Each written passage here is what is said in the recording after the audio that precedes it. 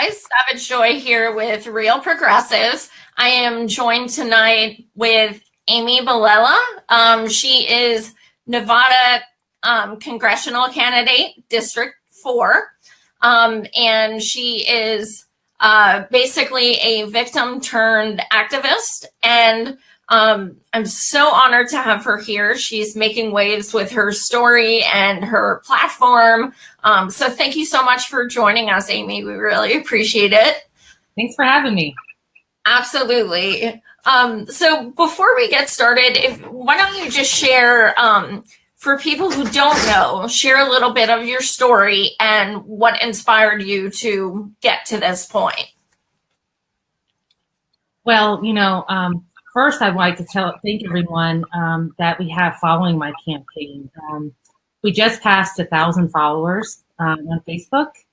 And so I want to thank everyone for being supportive of our campaign and welcome all those who just joined.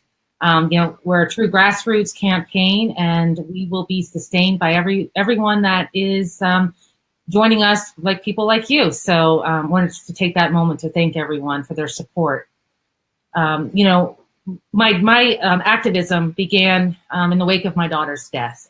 And like so many other Americans, we don't realize what our healthcare system and the deep inadequacies that are in our healthcare system until we are personally faced with a healthcare crisis ourselves.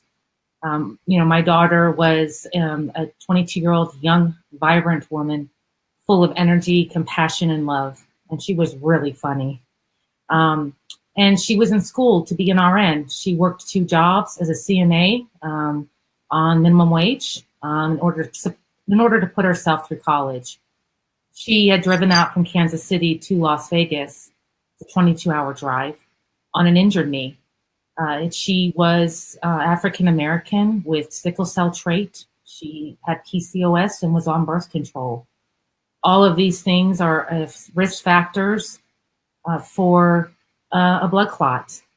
Shalyn went to the ER not knowing that this is what she had, with a red swollen leg. And any person that's in the medical field will know probably within those first few words that that's something that would need to be tested for and ruled out. She was in excruciating pain, and the first phone call I yielded from her, I was down out of town on a business trip. She was telling me, "Mommy, what's our insurance?" They're asking me for insurance. So they had her calling, and my husband calling in the waiting room, the insurance company, and we're military. Most people don't realize the military does not cover our children between the ages of 21 and 23 unless they are actively in school. And as she had just enrolled and moved, she did not qualify. So she told them she did not have insurance. This sealed my daughter's fate. They told her, "You can leave now. There's the door. It's going to be very expensive. It won't cost you anything if you leave now." Shalyn said, "No, there's something really wrong with my leg." She continued to assert that she wanted to stay and have medical treatment. When she got in the back, I got another phone call from her. This one was very different. This one, she was crying. She was saying, "Mommy, they're not helping me." And to be honest, I was a little bit taken back. And I thought, "Well, Shalyn, you must not be telling them what's wrong." She's like, "Mommy, I'm begging them for an MRI and something to treat the pain." She had 8 out of 10 pain. They didn't even give her a Tylenol. They did the bare minimal assessment that they had to do to try to cover themselves for EMTALA. And they told my daughter specifically, "Go get insurance and see a specialist. We're not a doctor's office." I had to do what no parent should have to do. And I had to hold my daughter. As she died in my arms from a pulmonary embolism, a completely preventable thing that a side bed ultrasound, a very inexpensive test, could have saved her life. And I remember right before she passed away, my sister's an RN, so we already knew something was up. The blood clot was from her knee all the way up to her groin. They were giving her massive doses of blood thinner, and it wasn't breaking the clot. She was just hemorrhaging. And we knew at that point that there had been a disservice to Shalyn and that EMTALA had been broken. And I whispered in her ear as she took her last breath that you will not have died in vain, and I will be your voice. So I have never looked back since then. I have been a fierce advocate. Nothing I do will save my daughter, but I will not close my eyes after seeing the injustice that people in this country are facing. I will not close them. I will continue to fight. And I have taken this fight now all the way to a congressional race. I will not back down. And it's just not for my family anymore. It's for all of us. We all deserve the opportunity to have health care, food on our table, roof over our head, a decent life. This is what the American dream was supposed to be built on. And I won't stop fighting for it. That's so powerful. It's just incredible. When you're faced with tragedy, you have two options. You can just,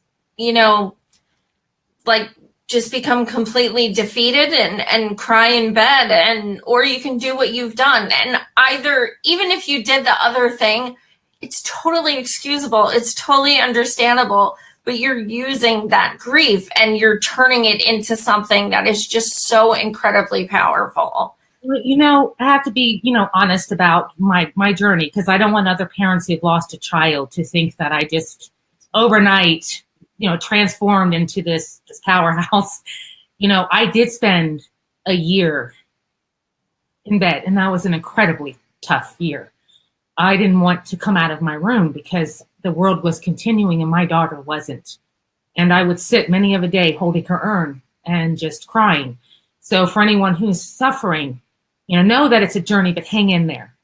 Hang in there. I have learned how to turn this powerful emotion of grief into action.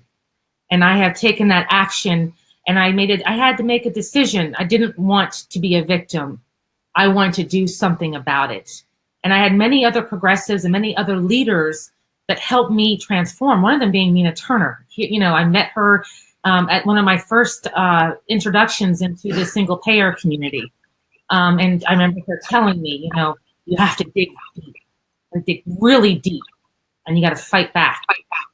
And so I really took those words to heart, but it is a process. And there are gifts and mercies. Shalyn did give me a gift with her parting, and there are mercies to it. And by extension, she's giving America a gift, hopefully. And, through me, I'm being her voice. And hopefully we'll save just one life. It was worth it. Absolutely. I heard about you when I was watching the Humanist Report. Are you familiar with the video? Yeah, they showed the video of you telling your story to the current congressional guy who's in office in District 4, and not a very nice person. And now I just found out it was Mother's Day of all days, that you shared that story with this man who literally campaigned on the fact that he was a progressive and for healthcare for all. And then he looked you in the eye and told you, no, he's not going to sign the Medicare for all. He went farther than that. He did. Yeah, I really sat in disbelief because, and that's one of the things that, we're having to make sure that we really touch on in this campaign, because he presents himself as a progressive. And, and I thought myself going in there that, this was someone that would be someone easy to talk to and just let him know that, hey, it's time. You need to come on board with the rest of your progressive caucus, and you need to listen to your constituents. And you know what? Shalyn was your constituent. This happened in your district, and she was marginalized. This should be something that you're concerned about, at the very least, on the marginalization and EMTALA violations. But, and when he came back and he said that, he goes, well, I'm too busy fighting for the ACA. And mind you, that's what I had been doing. And I was fighting against the repeal of the ACA because I feel like we need to move forward, not backwards. So I would fight, and then I was telling them we need to be going forward to ensure that everyone has health care in this country.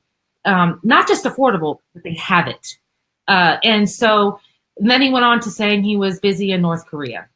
And then it was, I didn't have to be here today. I heard your story. I could have been out enjoying my weekend. And that was an eye opener for me. And he said, don't call me, call the Republicans. Yes.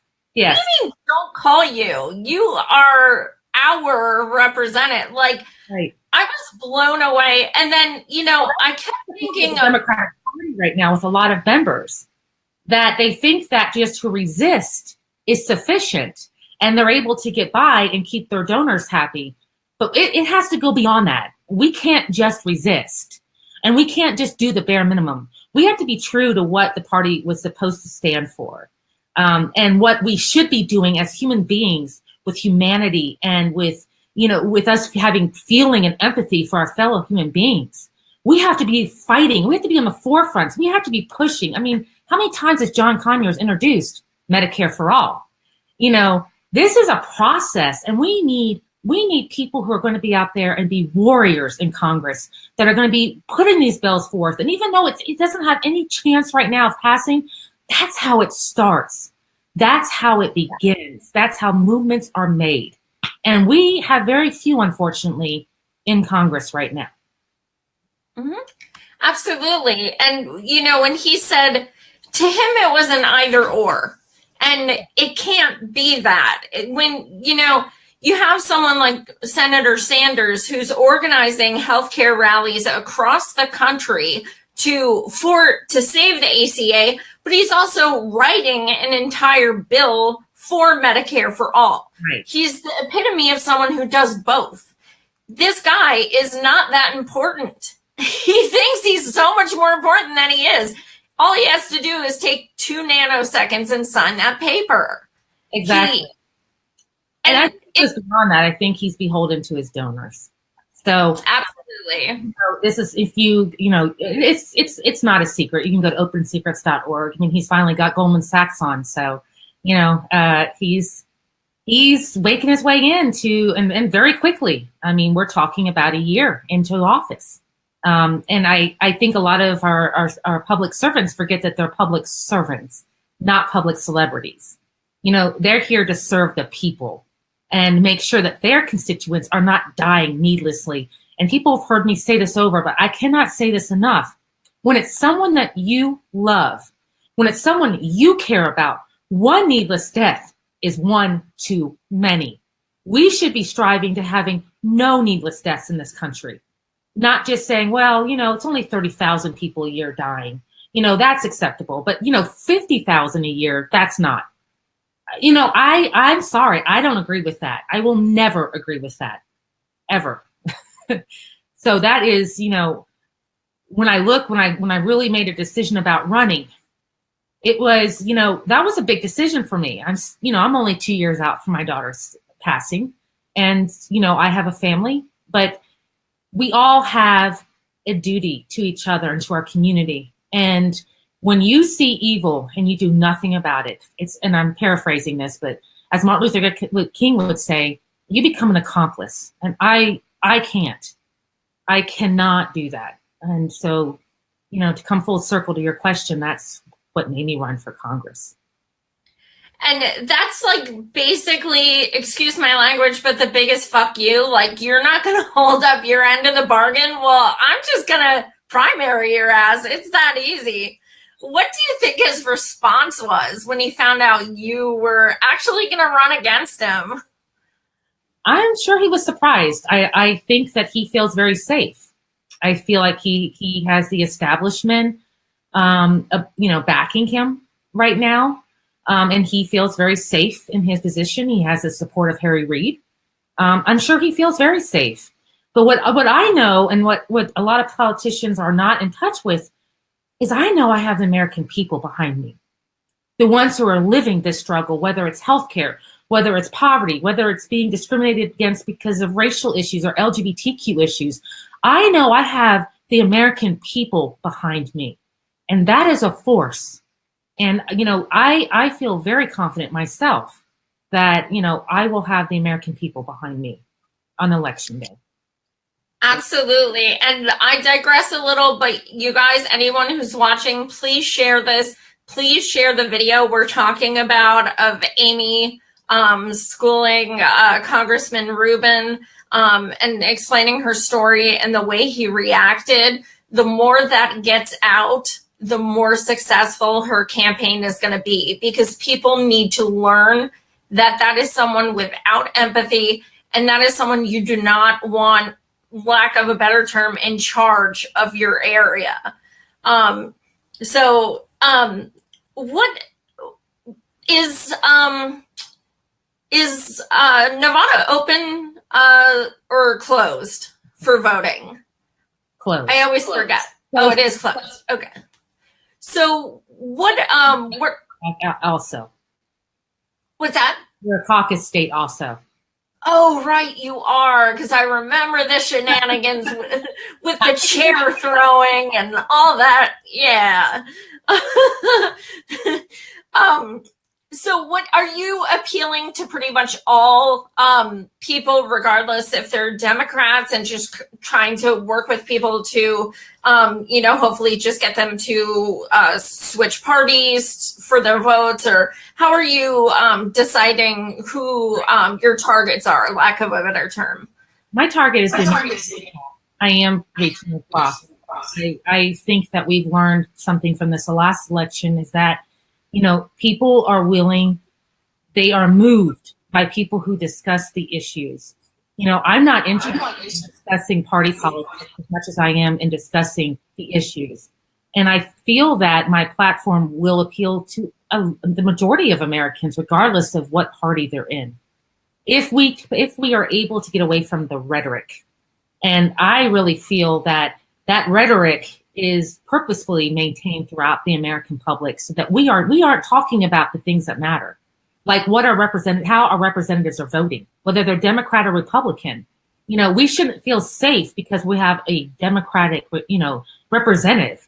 They all need to be held to the same standard. So, our answer to him was, to my opponent, to Ruben Kihuen, was, we don't have to call. We already calling, Senator Heller, which is the Republican senator. But we're also calling you. You don't get a free card because you have a D behind your name. That isn't how it works.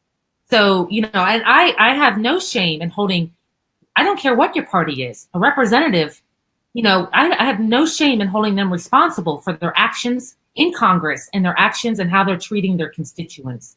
And that's the way it should be. Absolutely.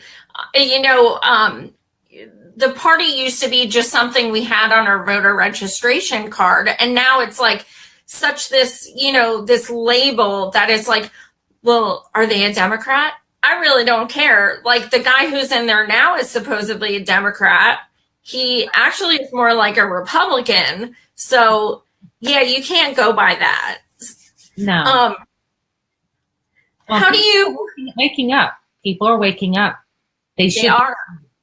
And they're not. And that is going to be their undoing, is that they're not scared. They're not looking. They are doing status quo and they feel comfortable.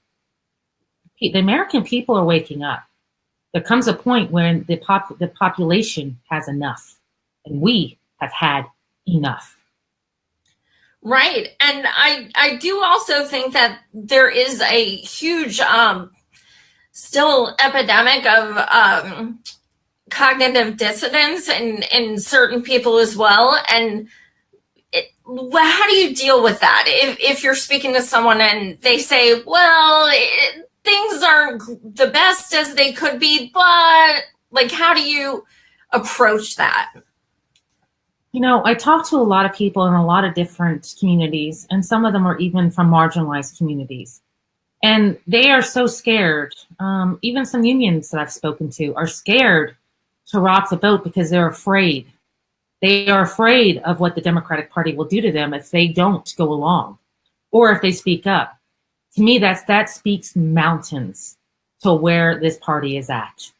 We shouldn't be afraid of going to our representatives and speaking truth and telling what's happening in our everyday experiences and demanding better and more just bills and legislation for our communities and for ourselves and our families. So when someone starts talking to me like that, I'm like, you can have all that, and you can have someone who is not sold out, who is not beholden to their donors, and will go far and beyond just keeping the status quo and doing the fear-mongering tactics that they're doing right now. We can be fighting for better. We don't have to accept what we're given now. We can see the future be a brighter place, a more just place. But it's not going to happen unless we get people out to vote, unless we get them caring about who's running in their district, and not just with what's behind their D and who they have their picture taken with and who's popular. Learn who is running, look them up, meet with them, give them the hard questions. And, I always tell people, don't be satisfied with generalities and platitudes. If they're not specific, there's a reason, and you need to know why. Saying that I believe healthcare is a right, but, I know there's people running on that now that are sitting members of Congress that have not co-sponsored Medicare for all. That needs to be called out. We cannot say, well, because he's better than the other person in, we're going to accept less. That cannot be acceptable. And we, the people, have to start speaking up and fighting back and really holding them accountable. They're not celebrities. That's what people need to get out of their head. They are public servants. They work for us. We don't owe them anything except for to tell them what our needs are and have them represent their constituents in a fair and just manner. Agreed. And a lot of people forget the fact that right now we have the power. They need to answer to us or they're going to get voted out. And right. We can bring that up to them. Look, we all want this. If you don't oblige, cool, but we're going to vote someone in who does. So exactly. We have that leverage. We need to use it. What do you think that Congress should be focused on right now? Like, what do you think is the most pressing thing that they should be focused on? Oh, so many. Yeah. The core problem of all of the issues is money in politics. That is the crux of the problem. Our representatives, and I hear people talking about, they're open to talk about it when it's the Republicans, but they're not so likely to talk about it when it's Democrats. They need to open their eyes. Most of our representatives are right now being corrupted by money in politics. We need to call it out. We need change. We need to have grassroots funded campaigns. I'd love to see publicly funded campaigns. We need to have open primaries. We need to be able to make it to where the people have a real voice, and that we're not having, different parties deciding who's going to win a primary before we even begin, and not giving us very little choices. And we can't have the people that look like us, live in similar experiences like us, running for office because it's too expensive. We need to have the corrupter removed from our government, and that is money. Absolutely. That you are spot on. And the comments are showing you have a lot of people agreeing with you, a lot of people cheering you on. How can we move forward with the huge divide within the progressive movement? Not just like Dem enter, Dem exit, but like it's just, if you voted for so-and-so, you did this, and like, how can we move on? How can we bring that solidarity that we hope for? We need to start talking about the issues, and we need to understand that in this current system, we have to work to get people in office that are going to make it plausible to have other parties, plausible to have, other ideas and people running. And, we need to find that common ground. Like, until we get people in office that can make these changes, we need to be concentrated on who's going to represent the issues that are important to our movement. That is the important thing, not what's behind our name. We have to be careful that we're not just grouping people into groups right now. There is a really big progressive movement. We need to understand that the progressives that are running, and once you check out how they're running and what they're running for and make sure that they're authentic, you have to understand that we are the 99%. And we have to find whatever means possible that works in our state, in our city, in our district, that's going to make it plausible for us to be able to get elected. Because right now, it's just not a possibility in a lot of states and localities to go any other way but the traditional way. But we need people to hear what we're saying and know that we are trying to get inroads in so we can make true change. That is what we're working for right now. Absolutely. And I think we saw 2 nights ago, that was pretty phenomenal. We had some wins across the country of lots of Bernie-crats and Greens and, things like that. So it is working, and a lot of it is social media. We learned that we are the media. So definitely. We need to listen to each other more. I think that if you look at my platform, it would sound very similar to a Green Party platform. It would sound, there are lots of things that, we have to know that we have to be looking at the individuals. And until we can get our system in a place where we can have true and fair elections, we have to do whatever's necessary to get people in office that are going to make that change happen. That is so important. Totally agree. What is the message you typically give people when they say, I'm defeated, no point in voting? They steal them anyway, especially, look, they're finally starting to admit it. What's the point? How do you convince people that our vote does matter? We can't give up. We cannot give up. There are changes being made. Just look what just happened this week. There are inroads being made in districts we never would have thought was a possibility. We have to continue to fight, I need the American people to help make sure that I'm not ignored. I need to have people helping my campaign amplify that message and get it out there. I need volunteers. I need people who can knock on the doors. You can't stop a message if we're knocking on your door. I can go out there and tell them, it's going to take all of us together. We have to be in this together. You'll notice on my website, I say we're all in this together. And that's what I mean by that. I have no chance if I do not have the American people who are outside the party insiders helping rise up the campaign and volunteering and donating and making sure that I do have a way to fight against the system. And that goes for every district. That goes for every state. Mm-hmm. Whoever is out there running, they've got to fight. It is David and Goliath. Sorry. It is that. And so, they need the help. They need help. And this is a time we all have to come together, put aside our differences, stop worrying about the infighting. We have to come together because 2018 is the first step towards 2020. It's the first step. We won't have all of the seats that we need, but come 2020, if we make a real change in 2018, we could be there. Yep, spot on. Absolutely. Who do you look to who inspires you politically? Well, for the oldest would probably be FDR.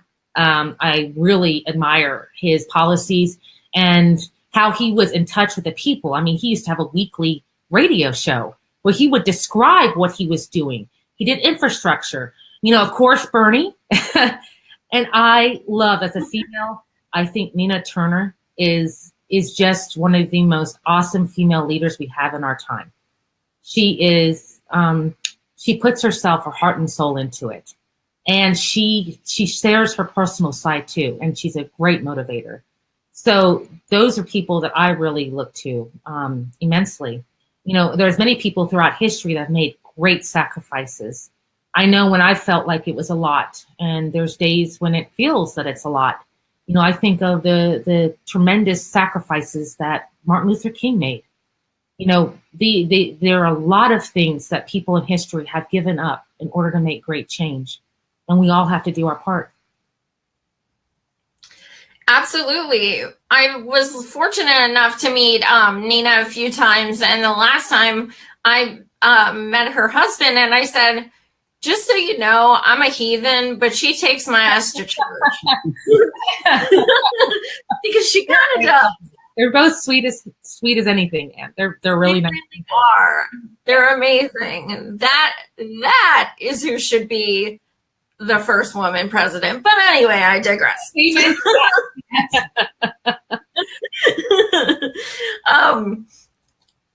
Let's see. Are people politically active in your city, like to the point where you see a lot of protests and things like that? Yeah, so there is a lot of activism in Nevada. I know I have been leading the healthcare fight here in Nevada for quite some time. We had tremendous turnouts. We've had people at almost every town hall. I know right now that DSA members are getting ready here in Nevada to do a knocking on doors campaign to talk to people about Medicare for all. We have a Healthcare Now. We've got a People's Project. We have a lot of different people and organizations. PDA is now starting to form. We have a tremendous support. Also there's a group out here in Nevada for the People. There's so many different organizations working, and they're starting to build huge coalitions. And not to forget, we also have a very large Nevada Progressives Coalition. So we have a lot of people who are very active, who've been fighting this fight, who have been trying to make inroads, and they're all very excited to see all of the progressives. We have a progressive running almost every single race.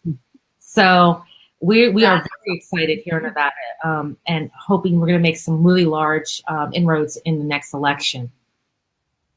Awesome. There's a couple people for Real Progressives who reached out to you through instant messaging, and they're like, she's amazing, because you actually would talk to them about MMT. So they were pretty excited, because I don't always have people on who, know what it is and stuff like that, as I didn't a few months ago. So they were super excited about that. So can you just very quickly just explain why you're open to it and something like that? Well, full disclosure that, my background, I am a CFO, so I understand economics very well. I understand that we have not been on, gold for a while. I understand that, but I'm not an expert at MMT yet. I'm getting there. But I am very open, and it makes economic sense. And definitely am very interested in supporting, this movement going forward. I know that it's a priority of the government. That is what drives spending. Not that we have to have a balanced budget or that we don't have the money. It's about priorities.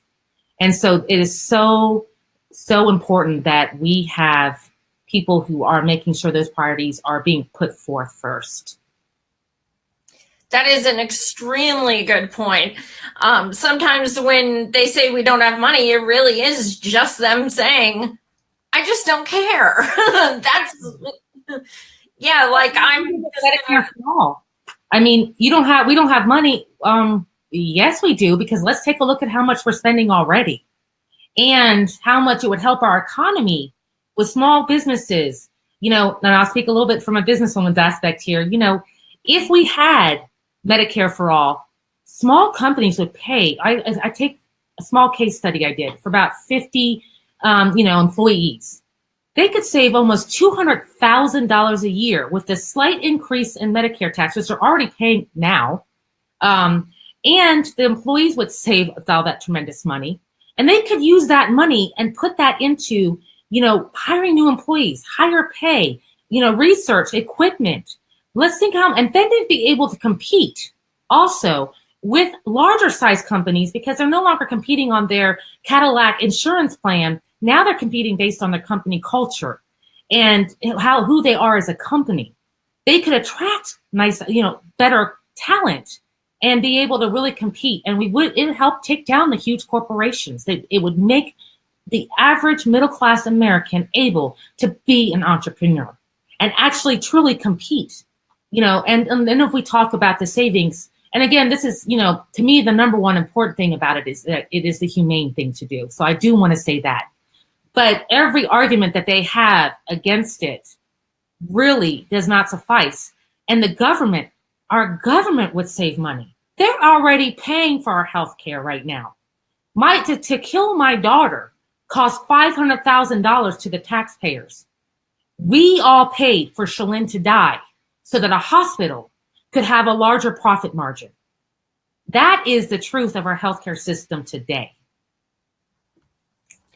It's true. I digress a little, but have you ever thought of like a lawsuit or something? Not that that's going to rectify anything, but. Yes. And I am in a lawsuit, and I won't go really into it, but it is an EMTALA violation. Shalyn, that should not have happened. And most people will respond in my videos, well, this isn't supposed to happen. Yes, I know that. There's a law, yes, but laws are broken. I know it might be shocking to some, but laws are broken in this country, and especially by profit-driven companies. So I am having a lawsuit in the federal courts, mainly because I want them to be afraid of doing this to someone else. Until we get Medicare for all, we have to hold them accountable. And the only thing they understand is money. That's it. They're not upset that my daughter's dead. They're not upstairs in the boardroom fretting over Shalyn's death. They will fret over a large settlement. That's the damn truth. Yeah, I was looking into that because I work in healthcare and I just can't. I guess maybe because I have a conscience, I couldn't fathom, doing that. So I looked into it and I see there is Emergency Medical and Treatment Labor Act passed in 1986, which for denial of care for lack of ability to pay. Also, importantly too, it does not allow them to discriminate based on what your citizenship status is. And most important to note, they're coming after EMTALA. You don't hear anybody talking about it. And, that's another thing that's coming down the road. Yes, so EMTALA, yes, it was enacted by Reagan in 1986. And it was meant to be a safeguard. And it has done some good. It's not a horrible bill. The problem is that it doesn't address the profit motive in our healthcare system. And, there was a Supreme Court ruling that, there was an energy company that wanted to do things more in an energy efficient manner. And it wasn't going to bring the same amount of profit for their investors. And actually, the Supreme Court ruled that they had a fiduciary responsibility to their investor, their shareholders, over morality. That is what our hospitals are.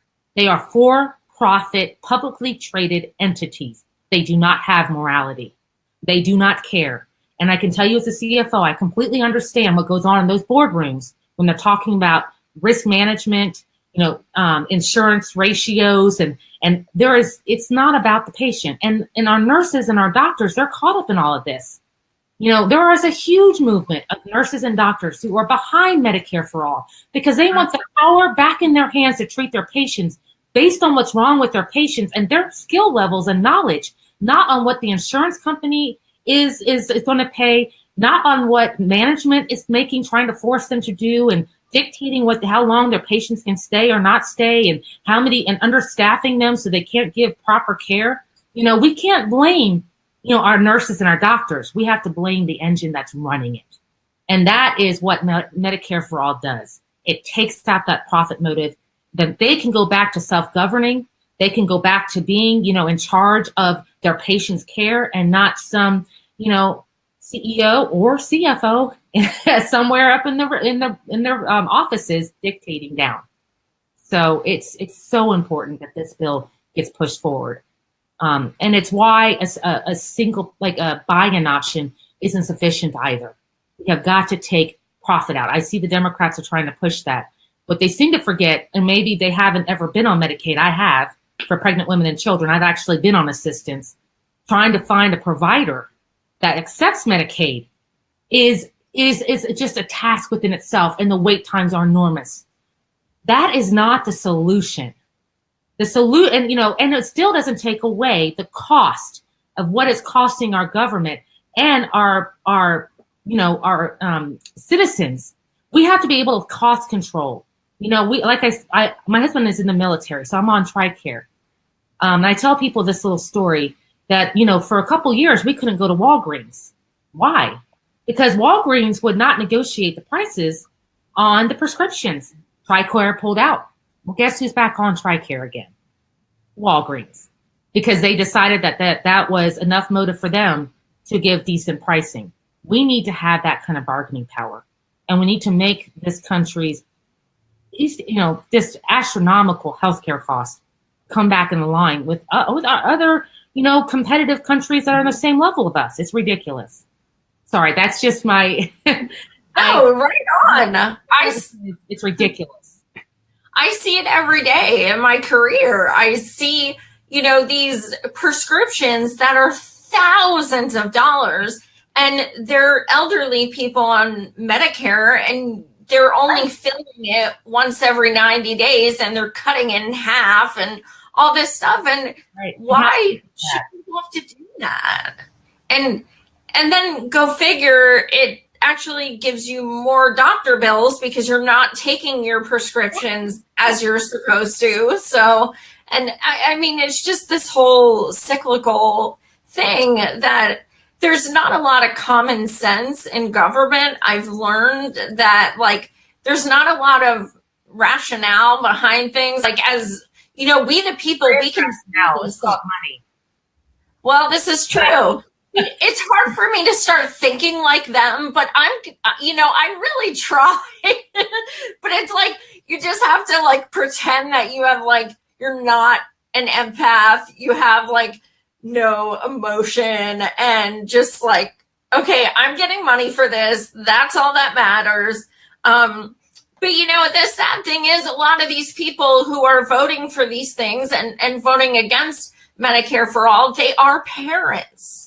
They are, what people shouldn't wait till something happens to themselves and before they start to care, essentially. I don't know that's a lack of care, but it's a lack of, it's naivety and not being engaged. A lot of people have disengaged, and we need to be working to get them engaged again. They trust their representatives. And in a lot of instances, the representatives, I'm sorry, they're straight up lying to their constituents. It's disgusting, and it is so immoral. And that, is the crux of the issue. I know in our state, we only have one. We have 3 Democratic Congress people. We only have one who has co-sponsored HR 676. That's Dina Titus. 1 out of 3. That's it. And our Congresswoman is also, we have one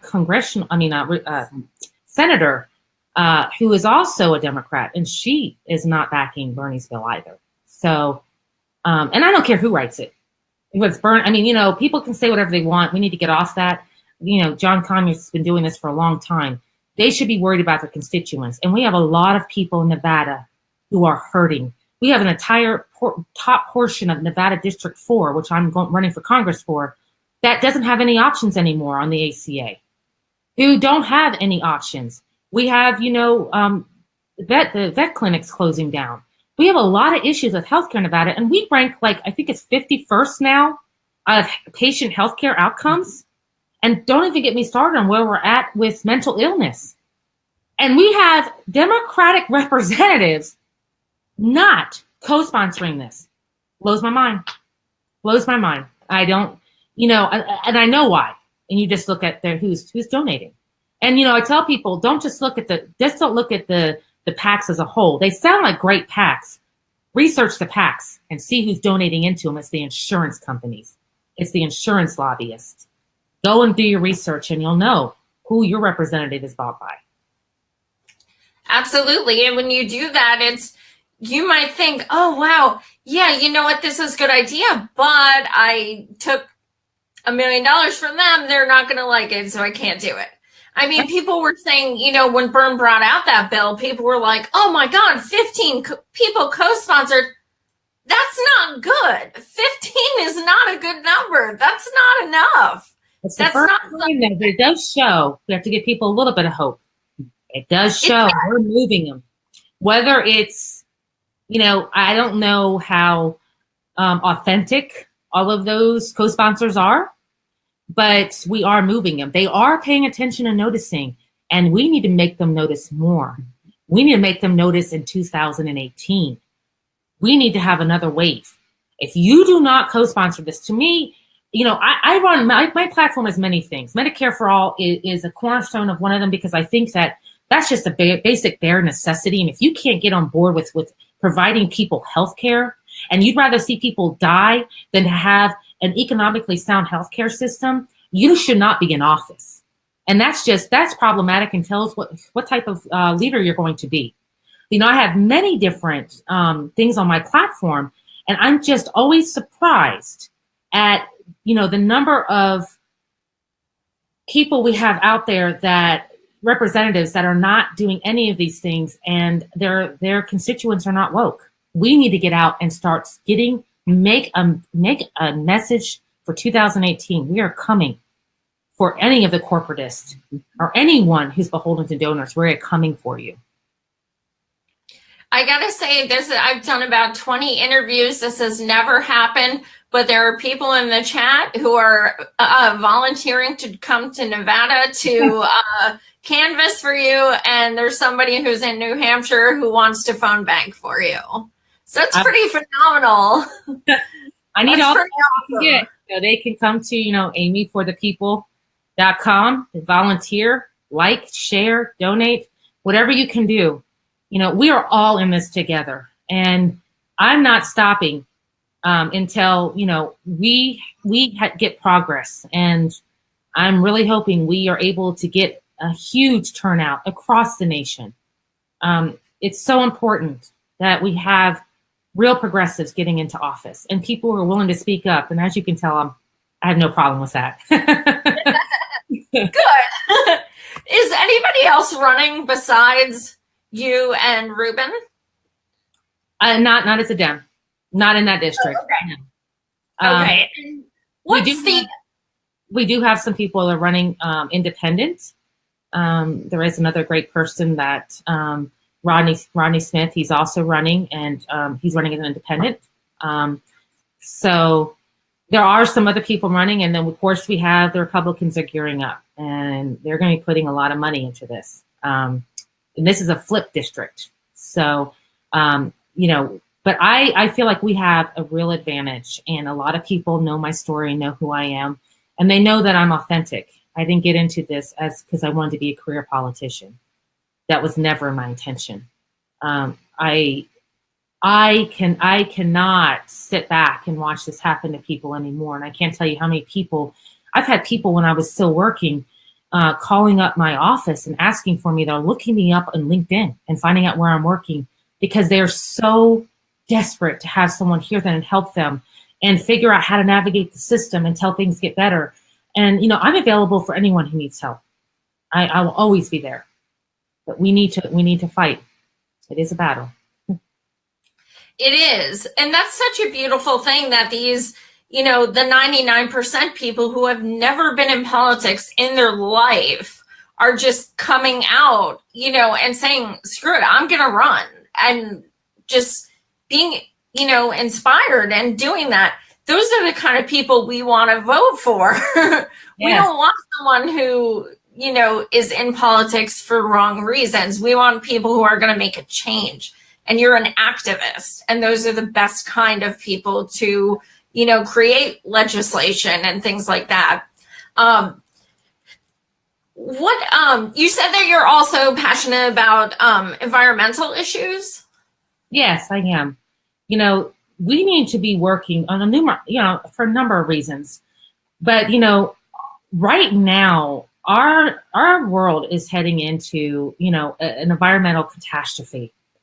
We in this country, we should be leading the charge in developing innovations in clean energy. We should be putting money and grants and putting initiatives out there to, get people and companies interested in developing this technology. We're behind now. We should be the leaders in this, on the forefront. And I know this is a huge topic, even in Nevada. We have a lot of public lands. We have a lot of issues. We also have a lot of resources that we could be using to, head this off into clean energy. This is definitely something I'm passionate about. And, again, everything's intersectional. So if we don't have a clean environment, and usually the places that are most affected are the ones that are most disadvantaged and don't have the money for healthcare. And, we have a sicker population. We have more healthcare concerns. Everything can be interlocked and intertwined. They're all intersectional. And we have to have someone who's willing to fight on all of those fronts. We cannot talk about one type of injustice or one, problem in this nation without really having someone who's well-rounded on all of the different topics, so that we have someone fighting on all the different levels, because they, in some way or another, you'll find a way that they are intersectional. You're right. It is all relative. Everything fits together. So what else, if there's something you want people to take away from this interview, what is your what's your appeal to people? What do you want them to leave here with that lasting impression? I definitely want people to not give up. There are a lot of us out there right now. I just spent the weekend in DC with incredible other candidates across the nation that we are all grassroots. I mean, I would spend some time with Paula Jean Swearingen. You can't get any more real deal than Paula Jean. And we had a lot of similar backgrounds. Get involved. Don't give up yet. Help us get into office so we can make changes that make, it possible for people to be able to vote, to get voting rights, to get money out of politics. We have to start now. We need you involved. We need you to be, liking us, donating to us, sharing our pages and our message, amplifying our voice, because the media is going to do a blackout on us. We already know that. It's going to be the people that are going to make the deciding factor of whether or not we're able to be successful in taking back some of these seats for progressives in 2018. And we saw some hope coming out of this last election just this week. It can happen. It can happen. So we just need the people to get involved and to help support us. You can follow me, like I gave you my website earlier, Amy, 4, thepeople.com. I'm also pretty active on Twitter at Amy, 4, the people. And, I would love to hear from people and hear suggestions or ideas. Right now we are developing, a really comprehensive platform, but we're always open to hear from people and what's, their biggest concerns, because that's what matters. It matters what the people are. So right on. And you guys vote in June, correct? Yes, June 12th. June 12th. Okay. And is there a debate scheduled? Are they going to agree to debate? I don't know. I'd hate to jinx it, but I'd probably say I'd probably not. Yeah. I would love to debate Ruben Kihuen. Oh, yeah. Let's debate. Because, when he comes back and the stuff he's been saying, I'm just like, wow, I can't wait to be in a debate, because I have something that he doesn't have, and that's a lot of experience, not only in business and finance, but I have a family. I've had loss. I've been on food stamps. I've been on WIC. I've been on Medicaid for pregnant women and children. I have been through a lot in my life that I can relate to people, and I understand deeply the struggles that are facing a large part of the American population. And it's not easy. It's not easy with the way the system is set up now. So, I'm willing. I'll go on record saying I'm willing. Maybe I'll hit him up. I'll see what he says. I'll have him come on. That would be amazing. It would. It would be hard to keep my support for you under wraps, but is there anything else you want to say? No, I just really, pay attention to who's running in your areas and your districts. Go online tonight to the progressives that you're backing. You can donate $27 to them. This money will help them get printed materials, get people out in the field, get access to van when they're able. You know, this is so needed right now, because we have to work a lot harder, you know, to get to that same point and be ready for when the primaries start. And that's something people need to understand. It's not too early. Right now is when we're having to go out and we're having to knock on every door. We're having to go out there because they're not giving access to van to a lot of the progressives who are running. They're shutting us out. So we need to be out there, and we need people supporting us now so that we can start getting our name out there, getting our face out there, getting to town halls, and starting to get ready to make history in 2018. We're ready. Hell yeah. Right on. Of course, you are an inspiration. I am so glad that you joined us tonight. You're amazing. I wish you all the best. And thanks everyone for watching. I'm going to be speaking at an Our Revolution event tomorrow that I'm going to be filming. And I'm also going to be live streaming an activist event Sunday, and then live streaming a Bernie Rokana and Stephanie Kelton symposium on Monday. So lots of cool things coming up. But thank you guys so much for watching. And again, thank you so much, Amy, and best of luck with everything. Thank you for having me on. Absolutely. Take care. Thanks.